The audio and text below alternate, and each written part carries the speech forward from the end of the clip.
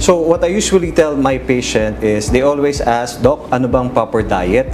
I came up with an acronym of the diet because there are several diets that are now fads or sinusunod ng mga iba't ibang tao, right? Kaliwat kanan ng mga handaan, kainan at parties ngayong holiday season.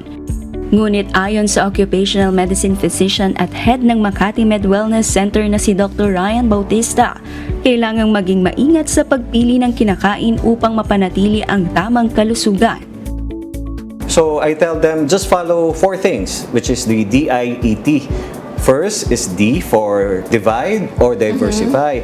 Alam naman natin masasarap ang pagkain, so kung hindi nila kayang iwasan, baka pwede lang kontian o hatiin na lang. Or diversify, try other healthy food na pwede nilang kainin. Next is I for diet, is to individualize. Not all diets are pwede sa lahat.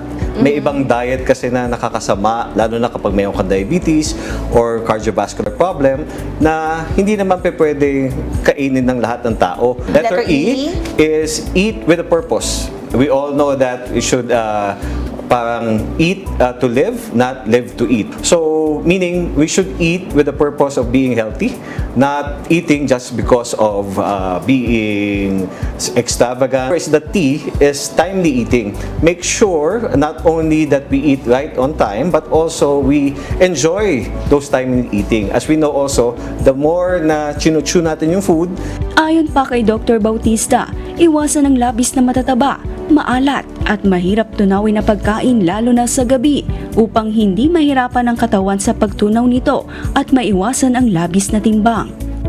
paggabi na, bawasan na lang yung mga kinakain na lalo na yung mga matataba, maaalat, and hard to digest ng pagkain. Kasi mahihirapan yung digestive system, as what you mentioned, to metabolize and excrete it in our body, which adds to our fat content, and mahihirapan pa sila matulog. Bukod sa tamang dieta, pinapaalala rin niya ang kahalaga ng regular na executive check-up o annual physical exam para matiyak ang maayos na kalusugan. Sa Makati Medical Center, sinasama na rin ang mental health screening bilang bahagi ng tinatawag na Basic 6 upang masigurado ang holistic well-being ng mga pasyente. The basic that comes with it before are the basic 5 na tinatawag natin, di ba?